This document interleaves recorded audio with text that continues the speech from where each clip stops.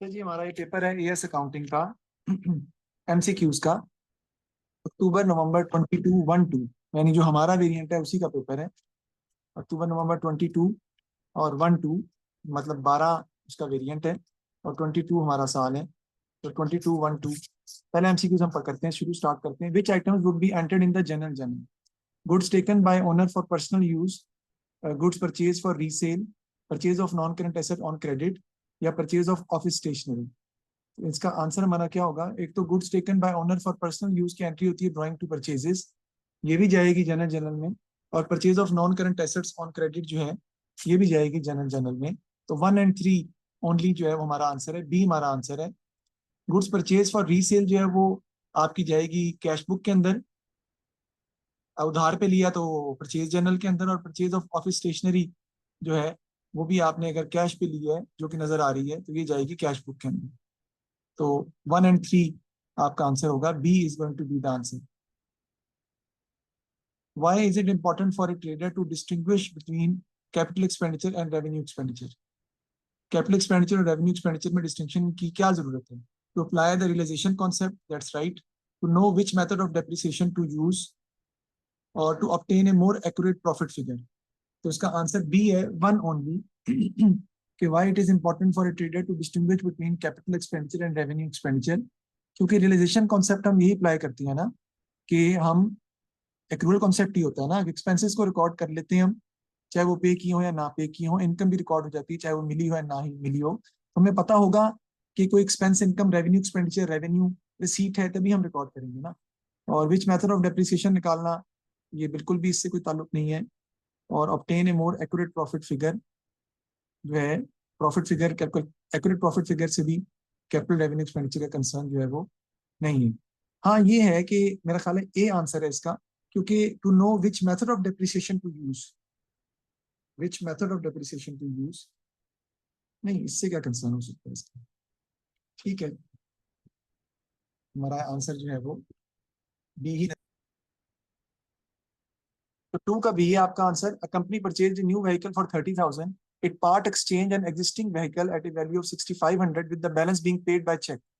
The part exchange vehicle originally cost 12,000 and had a net book value of 4,800 on disposal. तो cost उसकी 12,000 थी। Which entries will be made in the accounts?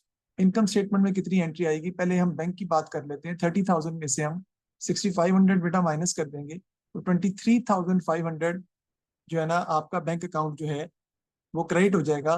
Motor vehicle at cost account से 23,500 से bank account credit हो जाएगा। किसकी वजह से? मोटर व्हीकल एट कॉस्ट 23,500 की वजह से क्रेडिट हो जाएगा। और इनकम स्टेटमेंट की अगर हम बात करें तो इसका प्रॉफिट लॉस आएगा। बुक वैल्यू 4,800 है, बेचा आपने 6,500 का है, तो इनकम स्टेटमेंट जो है वो आपकी इनकम आपकी होगी और वो कितने से होगी? 1,700 से। तो ए आंसर है आपका, 1,700 इनकम है और मोटर व्हीकल बैंक अकाउंट जो है वो क्रेडिट हो जाएगा। अच्छा, इनकम स्टेटमेंट क्या हो रही है ये आपने बताना है। तो इनकम स्टेटमेंट इनकम ही हो रही है ना इनकम स्टेटमेंट 1,700 से, क्योंकि 4,800 उसकी बुक वैल्यू है, बेचा आपने 6,500 का है, तो 1,700 ज्यादा का वो सेल हो रहा है तो आपकी इनकम बन जाएगी। तो 1,700 इनकम और मोटर बैंक अकाउंट क्रेडिट हो रहा है 23,500 से मोटर व्हीकल एट कॉस्ट की वजह से। तो इसका ए आंसर है। और टेक्निकल सवाल था। फिर eight 31 December 2021 a business had a non-current asset with a net book value of 18,000. It had been purchased during the year ended 31 December 2020, यानी पिछले साल खरीदा है और उसकी नेट बुक वैल्यू अब 18,000 है दूसरे साल के एंड पे। Depreciation 25% using reducing balance method है और full year depreciation is charge in the year of purchase. What was the original cost of non current asset? Asset की ओरिजिनल कॉस्ट जो है वो कहता है वो कितनी है। इस वक्त उसकी वैल्यू बेटा 18,000 है और वो 2 साल डेप्रिशिएट हो चुका है। तो आपको 2 दफा इसको रिवर्स लेके जाना पड़ेगा, 2 दफा इसको रिवर्स लेके जाना पड़ेगा।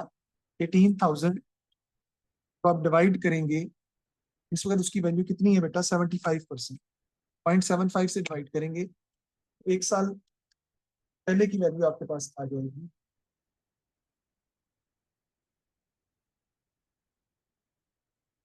वो आ जाएगी आपकी 24,000।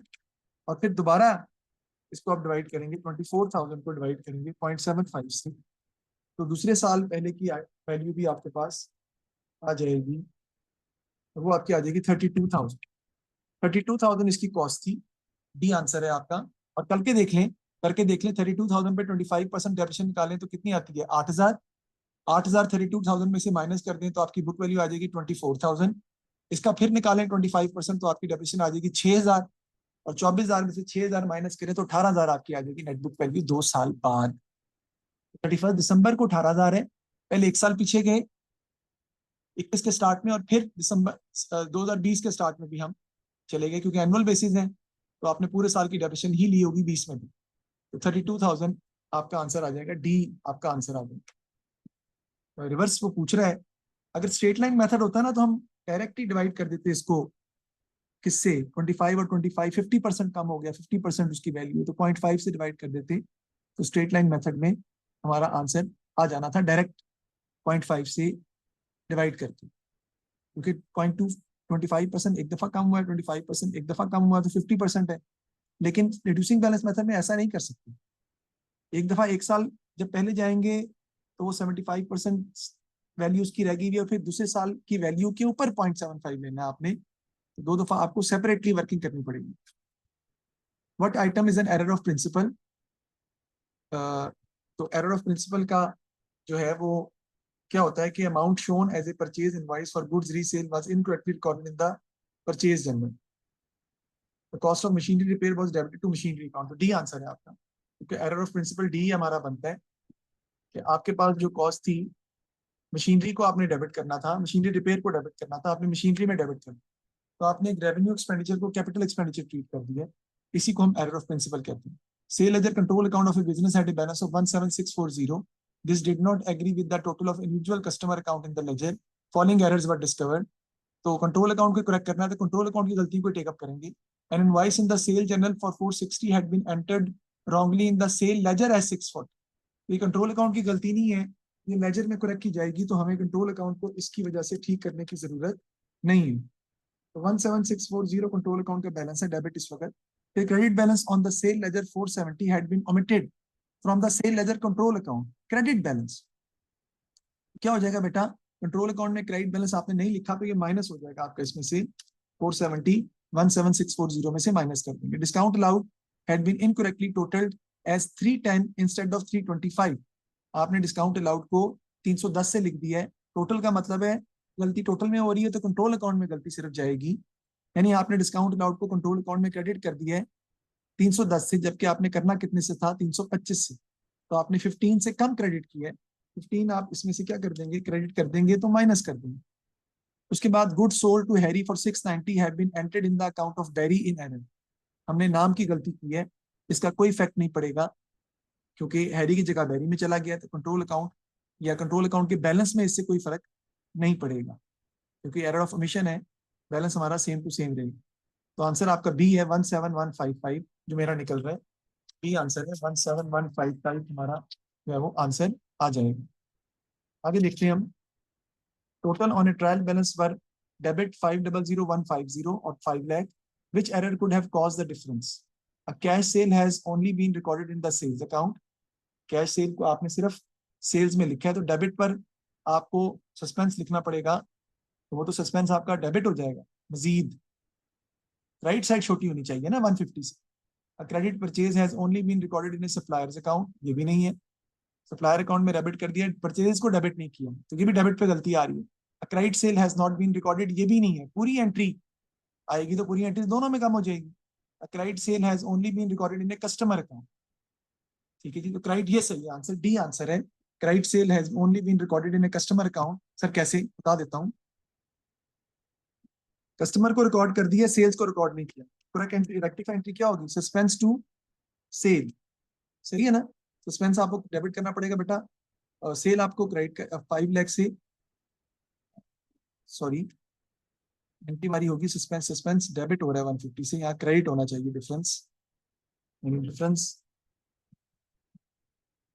Cash sale has only been recorded in sales account, ये है। Credit purchase has only been recorded in supplier account. अच्छा, ये भी cash sale sales credit side पे आ रही है। Credit purchase has only been recorded in supplier account, ये भी क्रेडिट पे आ रहा है। Credit sale has not been recorded, trade receivable to sale, और credit sale has only been recorded in customer account, sorry customer account को आपने record कर दिया है, सेल्स को आपने रिकॉर्ड नहीं किया। ठीक है जी, तो आप जब सेल्स को रिकॉर्ड करेंगे ऊपर आपका सस्पेंस 150 से आ जाएगा, तो सस्पेंस को आपको हमें डेबिट करना पड़ रहा है, क्रेडिट साइड छोटी होनी चाहिए ना। तो कस्टमर अकाउंट को आपने डेबिट कर दिया लेकिन आपने सेल्स को क्रेडिट नहीं किया, उसी की वजह से सस्पेंस का डिफरेंस आ रहा है कितना, क्रेडिट साइड का बैलेंस आ रहा है सस्पेंस का। मैं लिख के दिखाता हूँ आपको,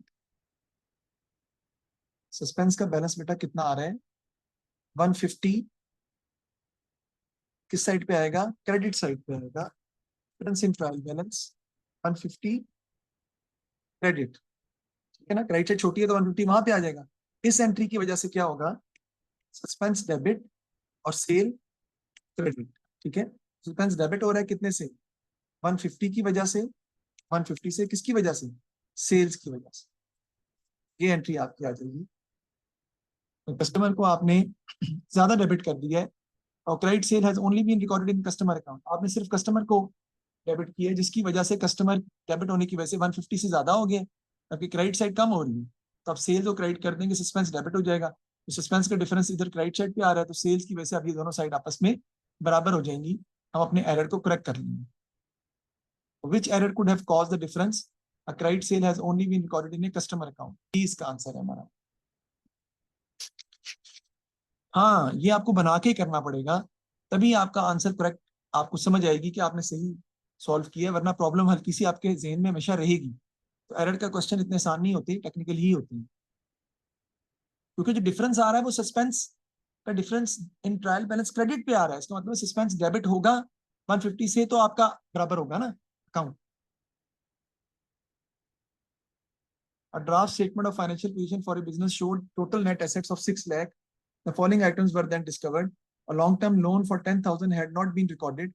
This was taken out on the last day of the financial year. तो लॉन्ग टर्म लोन आपका रिकॉर्ड आपने नहीं किया, तो लॉन्ग टर्म लोन की वजह से बैंक बढ़ेगा ना आपका, तो आपके एसेट्स बढ़ जाएंगे 10,000 से।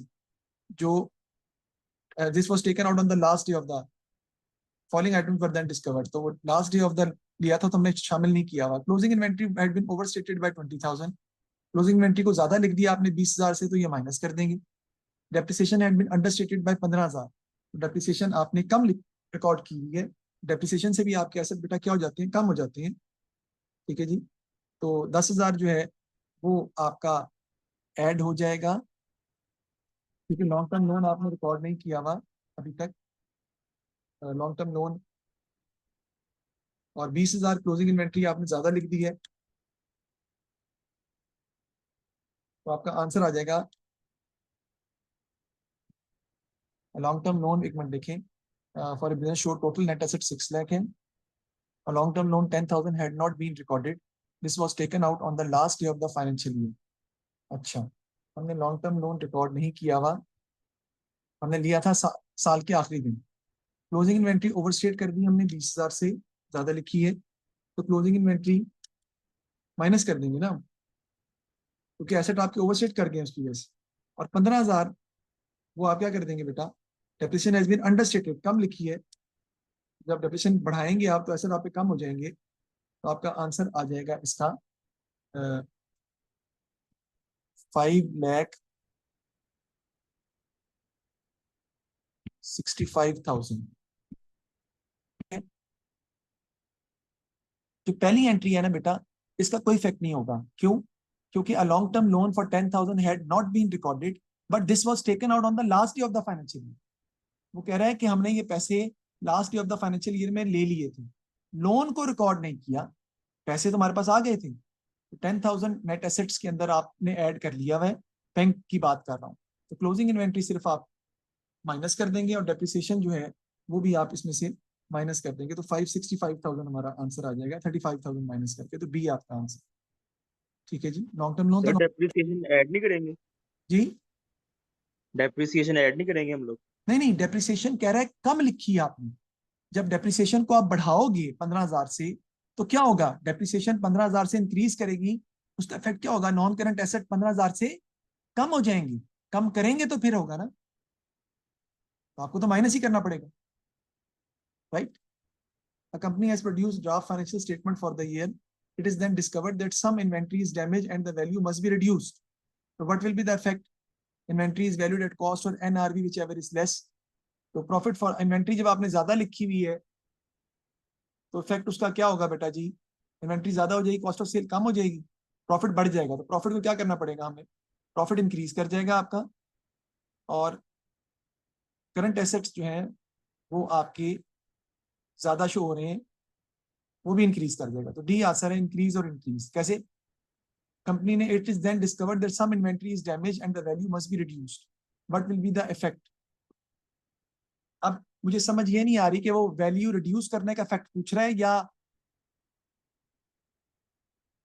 इट इज देन सर वो डिस्कवर्ड। पूछ रहे हैं वैल्यू जब रिड्यूस करेंगे तो तो उसका क्या इफेक्ट प्रॉफिट पे होगा, क्या इफेक्ट यही आएगा। पूछ रहा है। जी जी, जब वैल्यू आप रिड्यूस करेंगे तो इन्वेंट्री पहले ज्यादा शो हो रही थी, जिसकी वजह से कॉस्ट ऑफ सेल्स कम हो रही थी और प्रॉफिट ज्यादा हो रहा था। अब आपको प्रॉफिट डिक्रीज करना पड़ेगा, profit for the year decrease करना पड़ेगा, और करंट एसेट्स भी डिक्रीज करने पड़ेंगे। तो ए आपका आंसर है। इसको जरा देख लें, हाँ इनको मैं देखना चाह रहा हूँ, ए ही है, ठीक है। ए आपका आंसर जो है वो आ जाएगा। डिक्रीज डिक्रीज यानी रिड्यूस करने का इफेक्ट क्या होगा वो ये पूछ रहे। प्रॉफिट डिक्रीज करना पड़ेगा ना, क्यों भाई? इन्वेंट्री ज्यादा शो हो जाए कर लिखी भी है आपने, तो कॉस्ट ऑफ सेल कम हो जाएगी, प्रॉफिट ज्यादा हो जाएगा, तो प्रॉफिट को कम करना पड़ेगा ठीक करने के लिए। इसी तरह करंट एसेट ज्यादा शो हो रहे हैं तो कम करना पड़ेगा ठीक करने के लिए। Decrease decrease. A trader took out a 6% bank loan of 30,000 on 1st November to be repaid in full in 10 years time. Interest is to be paid annually. No interest had been paid by 30th April 2022. तो नवंबर से लेके अप्रैल तक का interest आपने अभी तक पे नहीं किया। नवंबर, दिसंबर, जनवरी, फरवरी, मार्च, अप्रैल, कितने महीने बनते हैं? 6 महीने। 30,000 का 6% निकालें, 1800 आता है एक साल का लोन, और सिक्स इसका हाफ 6 मंथ्स का लोन कितना आएगा? इंटरेस्ट कितना आएगा? 900। तो बी आंसर है 900 करंट लाइबिलिटी में आएगा, एक्रूड इंटरेस्ट ऑन लोन, और 30,000 का bank loan non current liability में आएगा। बी आंसर है करंट लाइबिलिटी 900 और non current liability 30,000। Non current liability 30,000 का मतलब है बैंक लोन तो है ना पूरे का पूरा जो वापस करना है, और इंटरेस्ट आपने पे करना है 6 महीने का, वो आएगा 900 6% के हिसाब से। In preparing the financial statement, an accrual for rent payable was treated as prepayment. What effect does this have on the profit and the current liability?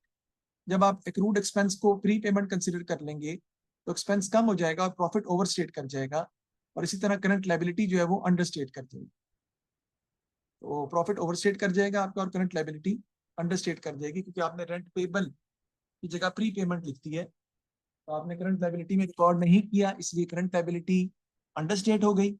और एक्सपेंस लिखने की बजाय आपने एक्सपेंस में से प्री पेमेंट माइनस कर दी, तो expense कम हो गए हैं, प्रॉफिट ओवरस्टेट कर गए। बी आंसर है ओवरस्टेटेड प्रॉफिट और current liability understated. A sole trader is preparing his income statement. He took goods for his own use 1,000 during the year. There were no closing inventory. What was his profit for the year? तो बेटा सबसे पहले हम क्या करेंगे? देखिए ये जो टेकिंग्स बैंक है ना आपकी, टेकिंग्स जो बैंक है ये आपकी basically cash receive from trade receivable ही है, और बैलेंस ऑफ ट्रेड रिसीवेबल भी दिया हुआ है। इस तरह पेमेंट टू ट्रेड पेबल भी दी हुई है और बैलेंस ऑफ ट्रेड पेबल भी दिया हुआ है। तो आप SLCA बना के और PLCA बना के परचेजेज और सेल्स फाइंड कर सकते हैं। कैसे बता देता हूँ बेटा, बड़ा सिंपल है।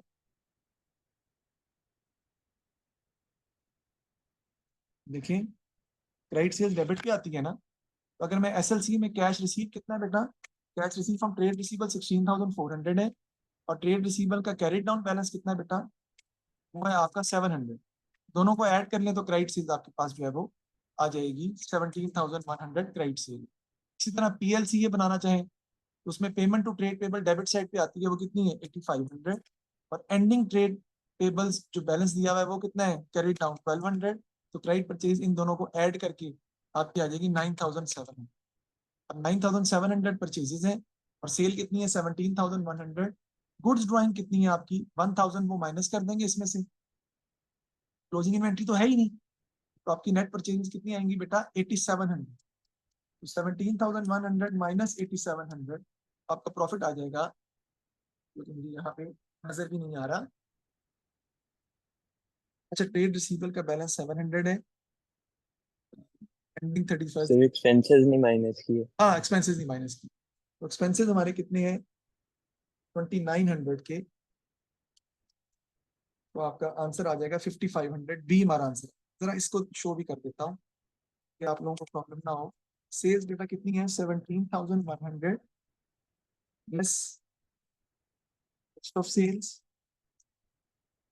उसमें आपकी आ जाएंगी बेटा परचेजेस, वो कितने की है? 9700। इसमें से लेस कर देंगे गुड्स ड्राइंग 1000, तो ये आपकी आ जाएंगी 8700। बेटा जीपी आपका आ जाएगा 17,100 माइनस 8700, 8400। और इसमें से बेटा एक्सपेंसेस हम माइनस कर देंगे, तो आपका आंसर जो है वो आ जाएगा किसका? प्रॉफिट। एक्सपेंसेस कितने बेटा? 2900। 8400 माइनस 2900, 5500, आपका आंसर आ जाएगा बी। बी मैंने आंसर जो है इसका फाइंड कर दिया। 13 देखिए, following information is available. Credit purchase निकालनी है, आपको पता है, सिंपल है ये। पीएलसी ये बनाएंगे, balance brought down carry down करके इसको सॉल्व करके क्रेडिट परचेज आपके पास आ जाएंगे। What is recorded in both the appropriation account and the current account of A partnership? कौन सी चीज ऐसी है जो एप्रोप्रिएशन अकाउंट में भी आती है और करंट अकाउंट में भी आती है? तो इंटरेस्ट ऑन ड्राइंग और interest on capital. Interest on drawing appropriation account में भी आता है, इंटरेस्ट ऑन कैपिटल भी आता है, और ये दोनों आपके करंट अकाउंट में भी आते हैं। तो 2 और 3 ओनली, सी हमारा आंसर है। 15 गुडविल का है, वो हमारे कोर्स में नहीं है। 16 भी गुडविल का था, वो उन्होंने रिमूव कर दिया है। Where is the dividend received by company shown in its financial statement? Dividend receive जो है वो कहाँ पे रिकॉर्ड किया जाएगा? Income statement only, income statement and statement of changes in equity, statement of changes in equity only, या statement of financial position and income statement? तो dividend receive जो है वो आपका इनकम स्टेटमेंट में रिकॉर्ड किया जाता है। इसको हम चेक कर लेते हैं। वैसे 17 का जो आंसर है ए है, तो सही हमने बताया है। तो इनकम स्टेटमेंट ओनली में आपका आ जाएगा where is the dividend receive by company shown in its financial statement, A answer है। इनकम स्टेटमेंट ओनली में आएगा। इनकम है ना आपकी डिविडेंड रिसीव। डिविडेंड पेड जो है वो इनकम में नहीं आता, वो इन्वेस्टिंग एक्टिविटीज में आता है कि किसी और ने इन्वेस्टमेंट की हुई है। फिर समझ नहीं आई, बताता हूँ। आपने बैंक में डिपॉजिट करवाया, उस बैंक डिपॉजिट पर आपको इंटरेस्ट मिलता है, वो आपकी इनकम है।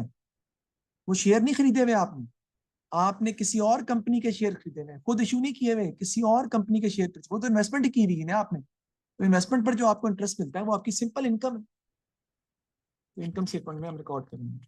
On 1st January, company had 3 lakh ordinary share of $1 each and a 10% bank loan of 1 lakh. On 1st July, the company issued a 6% debenture of 8 lakh. Profit from operation दिया हुआ 1,20,000 का, but the company paid a dividend of 0.05 per ordinary share during the year. What was the profit for the year? बेटा dividend तो profit में आता ही नहीं है, आपको पता है। सिंपल, जो आपका 10% बैंक लोन पे इंटरेस्ट है, 1 लाख पे 10%, वो एक आ जाएगा आपका 10,000, और 8 लाख पे 6%, वो आपका आ जाएगा 4,800। तो आप 1,20,000 में से माइनस कर देंगे, तो आपका ऑटोमेटिकली जो है वो आंसर जो है वो आपका निकल आएगा। अच्छा, आपने जो इंटरेस्ट डिबेंचर इशू किया है ना 6%, वो जुलाई में इशू किए। तो जुलाई में जो आप इंटरेस्ट कैलकुलेट करेंगे 6%, वो कितना आएगा? 6/12, हाफ मंथ का आएगा ना, तो वो 24,000 है। और 10 लाख पे जो आपने निकालना है, 1 लाख पे 10%, वो 10,000 ही आएगा। तो 34,000 आप माइनस कर देंगे 1,20,000 प्रॉफिट में से, आपका आंसर आ जाएगा बी, 86,000 आपका प्रॉफिट फॉर द। दोबारा बताता हूँ, प्रॉफिट फ्रॉम ऑपरेशन का मतलब है इंटरेस्ट से पहले का प्रॉफिट 1,20,000 है, इसमें से इंटरेस्ट माइनस कर देंगे तो प्रॉफिट फॉर द ईयर आ जाएगा। डिविडेंड तो बाद में आता है, चेंजेस इन इक्विटी। तो 8 लाख पे 6% इंटू 6/12 आता है 24,000, और 10% बैंक लोन पे 1 लाख पे 10% आपका आता है 10,000। दोनों को ऐड कर देंगे तो आ जाएगा 34,000, वो 1,20,000 में से माइनस कर देंगे तो 86,000 आपका प्रॉफिट फॉर द ईयर आ जाएगा। X Limited recorded the following information in its book of account: issue of 10,000 ordinary share of 1 each at a price of 1.8, payment of dividend as 6,200, और transfer to general reserve as 7,500. What was the effect on total revenue reserves? Total revenue reserve पर क्या effect पड़ेगा इसका? Revenue reserve पर कह रहे हैं। तो पहली तो बात ये है कि जब आप 10,000 शेयर इशू करेंगे बेटा 1.8 का, तो शेयर प्रीमियम आएगा 0.8 से 8,000 से, उसका रेवेन्यू रिजर्व पर कोई इफेक्ट नहीं है। पेमेंट ऑफ डिविडेंड की वजह से रेवेन्यू रिजर्व 6,200 से कम हो जाएंगे, और ट्रांसफर ऑफ जनरल रिजर्व की वजह से रेवेन्यू रिजर्व पर कोई इफेक्ट नहीं पड़ेगा, क्योंकि रिटेन्ड अर्निंग में से पैसा निकलकर जनरल रिजर्व में चले जाएगा, उसका इफेक्ट नहीं पड़ेगा। तो 6200 डिक्रीज हो जाएगा आपका। What was the effect on the total revenue reserves? 6200 decrease. तो 19 का 60, सर इसका डी आंसर नहीं होगा, इसका डी। ट्रांसफर भी हो रहा हाँ यार, ट्रांसफर होने की वजह से मेरे भाई रिटेन्ड अर्निंग भी रेवेन्यू रिजर्व होती है और जनरल रिजर्व भी रेवेन्यू रिजर्व होता है। तो रिटेन्ड अर्निंग में से पैसे निकल कर जब ट्रांसफर हो जाएंगे जनरल रिजर्व में, तो उसका रेवेन्यू रिजर्व पर तो कोई इफेक्ट नहीं होगा ना। रेवेन्यू रिजर्व तो वैसे के वैसे ही रहेंगे। है। सर दोबारा एक्सप्लेन करना ये। दोबारा एक्सप्लेन कर देता हूँ। देखो, जब आप शेयर कैपिटल शेयर इशू कर रहे हैं, तो आपका शेयर कैपिटल में इजाफा हो रहा है और शेयर प्रीमियम में इजाफा हो रहा है। इसका रेवेन्यू रिजर्व से कोई ताल्लुक नहीं है। पेमेंट ऑफ डिविडेंड की वजह से रिटेन्ड अर्निंग में से 6200 माइनस हो रहा है। तो 6200 से रिटेन्ड अर्निंग डिक्रीज कर जाएंगी, रेवेन्यू रिजर्व डिक्रीज कर जाएंगी। ट्रांसफर टू जनरल रिजर्व 7500 से रिटेन्ड अर्निंग में से पैसा निकलकर जनरल रिजर्व में चले जाएगा। तो रेवेन्यू रिजर्व तो वही रहेगी, उसमें तो कोई चेंज नहीं आया, क्योंकि रिटेन्ड अर्निंग भी रेवेन्यू रिजर्व है, वहां से पैसा कम हो रहा है, और जनरल रिजर्व में जा रहा है वो भी रेवेन्यू रिजर्व है। एक से कम हुआ, दूसरे में ऐड हुआ, फर्क नहीं पड़ेगा।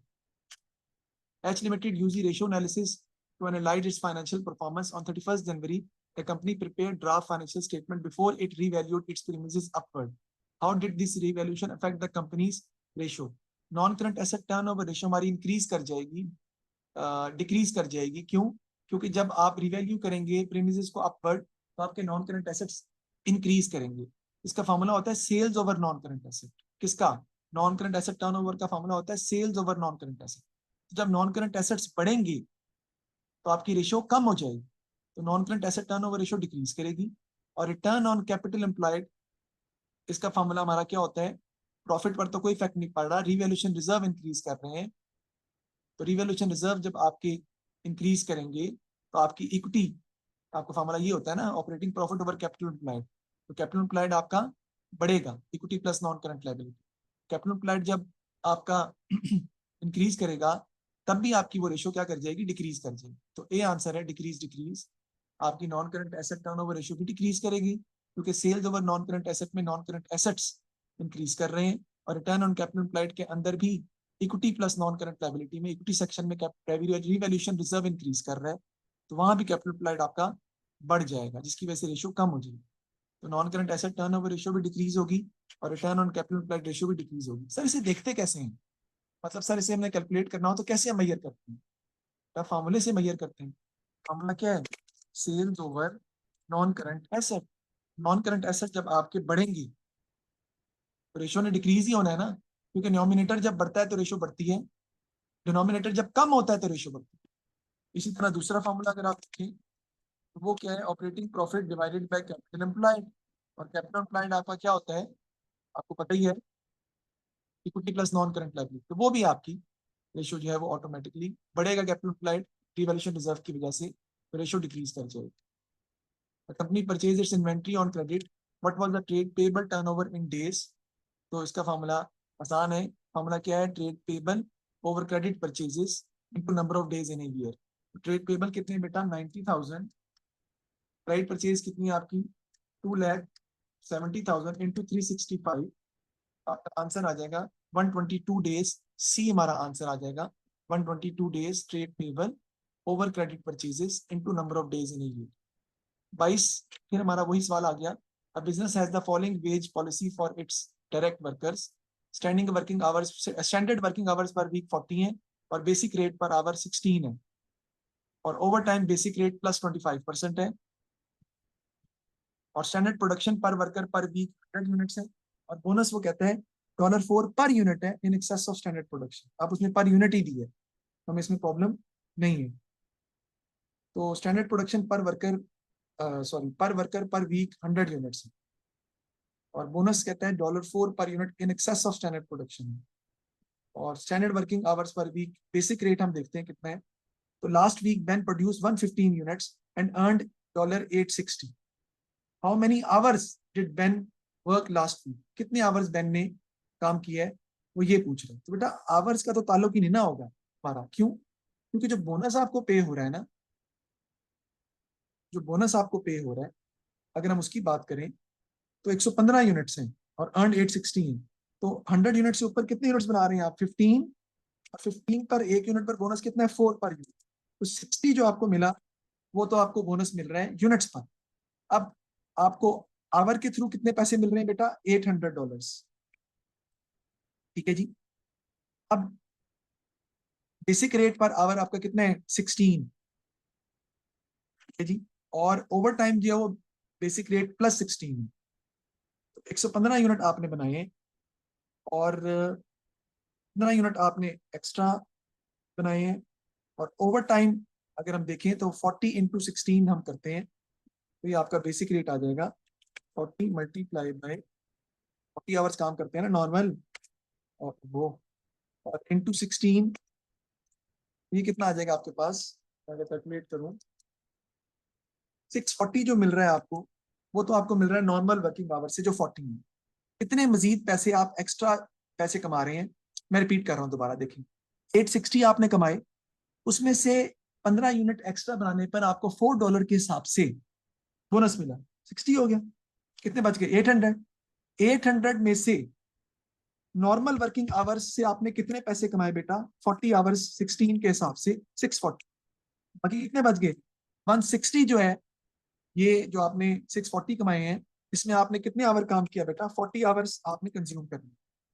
अब 160 आपने मजीद कमाए हैं, जो आपने ओवर टाइम कमाया है, ओवर टाइम से पैसे कमाए, बेसिक रेट प्लस 25%। वो कितना बनेगा आपका बेसिक रेट प्लस 25%? वो आपका है 16 प्लस 4, 16 प्लस 4 20।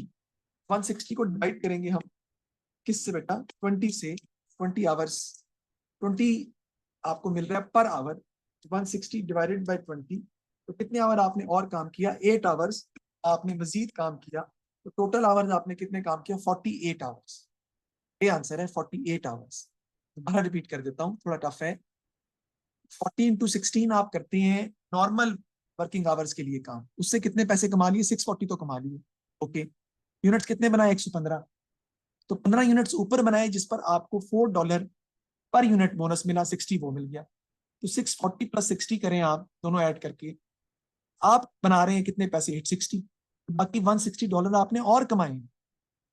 ये $160 कहां से कमाए हैं? ओवर टाइम से।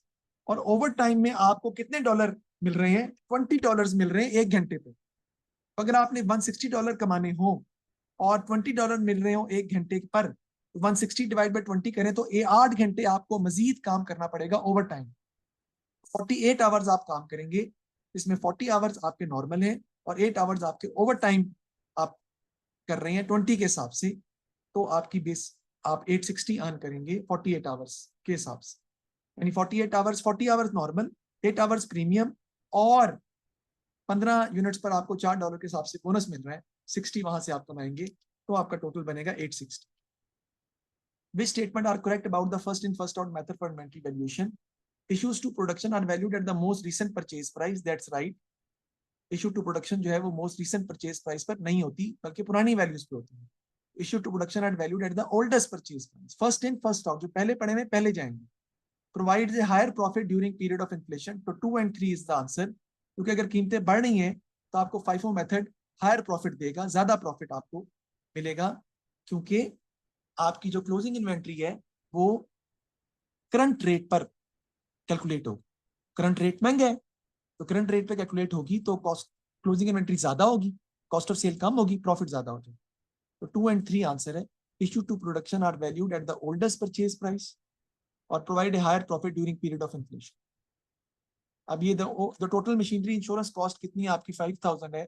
और इंश्योरेंस कॉस्ट को हम किस पर करेंगे? How much insurance should be portion to the assembly department. ठीक है जी। टोटल मशीनरी इंश्योरेंस कॉस्ट दी हुई है, नंबर ऑफ मशीन्स भी आपको दी हुई है और मशीन ऑपरेटिंग आवर्स भी दी हुई है। ठीक है जी। तो असेंबली डिपार्टमेंट की बात कर रहा है, तो मशीनरी इंश्योरेंस जो है वो हम किस पर करेंगे? मशीन नेटबुक वैल्यू पर आप इसको एलोकेट करेंगे। ठीक है जी। क्योंकि इंश्योरेंस यही होती है कि मशीन जो है वो इंश्योरेंस कॉस्ट 5000 है, वो मशीन की वैल्यू पर कैलकुलेट की जाती है, तो इसके हिसाब से आप इसको डिवाइड कर देंगे, जो कि मेरा ख्याल है ये 3:2 आ रही है, या आप कह लें 3/5 आप कह रहे हैं, तो 3000 ए आपका आंसर जो है वो आ जाएगा। This statement about absorption costing is correct. It allocates fix cost to a product when it is sold. Yes, it allocates fix cost to a product when it is sold और not. B हमारा answer है. It increases the cost charge to the income statement. It reduces the cost of the closing inventory. तो absorption costing closing inventory cost बढ़ जाती है बेटा इससे, और increases the cost charge to the income statement ऐसा नहीं है.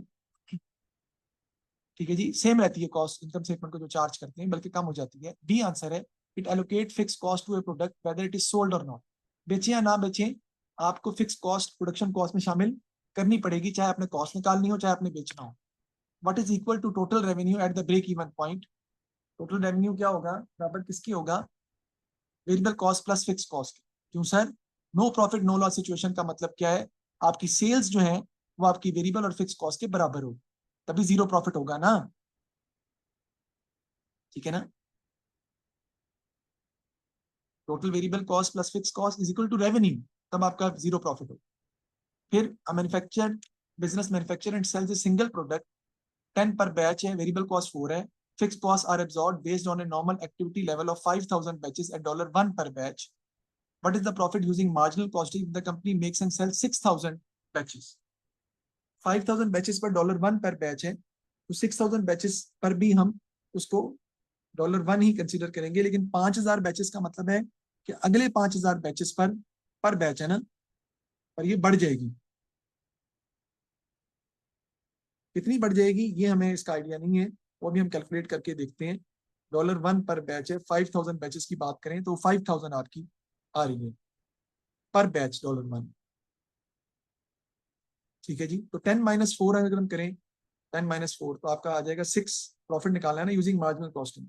10 - 4 6 आ जाएगा. 5,000 इंटू 6 आप कर देंगे, टोटल कॉन्ट्रीब्यूशन आपका आ जाएगा 30,000. 30,000 में से आप माइनस कर देंगे कितना, 6,000, जो कि आपका आ रहा है फिक्स कॉस्ट, तो आपका 24,000 हमारा आंसर आ जाएगा. मैं इसको चेक करना चाहूंगा 24,000 क्या. देखिए कंट्रीब्यूशन जो हमारा निकला है वो वेरिएबल सोल्ड 10 है, 10 - 4, तो पर बैच आपका 6 आएगा ना कंट्रीब्यूशन पर यूनिट. तो 6 को मल्टीप्लाई करें 5,000 से. अच्छा, fix cost are absorbed on a normal activity level of 5,000 units. तो profit using the company makes and sells 6,000 batches, sorry, तो 6 को मल्टीप्लाई करेंगे 36, 6,000 को मल्टीप्लाई करेंगे 6 से, क्योंकि 6,000 बैचेस है, तो 36,000 आपका कंट्रीब्यूशन आ जाएगा. और उसमें से आप माइनस करेंगे फिक्स कॉस्ट, जो 5,000 बैचेस पे रहेगी वही रहेगी, वो चेंज नहीं होगी, वो 5,000 ही रहेगी. तो 5,000 आप माइनस करेंगे तो 31,000 आपका आंसर आ जाएगा. मैं यहाँ पर एक बात आपको समझाना चाह रहा हूँ कि फिक्स कॉस्ट को आपने चेंज नहीं करना, fix cost will remain the same. 5,000 batches हो, 6,000 बैचेस हो, 7,000 हो, वो आपकी चेंज नहीं होगी, वो 5,000 ही रहेगी. वाई, क्योंकि टोटल फिक्स कॉस्ट चेंज नहीं होती. 5,000 इंटू 1 करेंगे तो 5,000 बैच टोटल आएगी. अब बैचेस 6,000 हो, जितने मर्जी हो, वो सेम रहेगी, लेकिन वेरिएबल कॉस्ट तो चेंज होगी ना. तो वेरिएबल कंट्रीब्यूशन पर यूनिट 6 है, 6 इंटू 6,000 36,000 माइनस 5,000 फिक्स कॉस्ट, तो 31,000 आपका आंसर जो है वो आ जाएगा. This statement about a budgetary control system are correct. It is a short term plan, it is quantitative. Short term plan होता है और क्वांटिटेटिव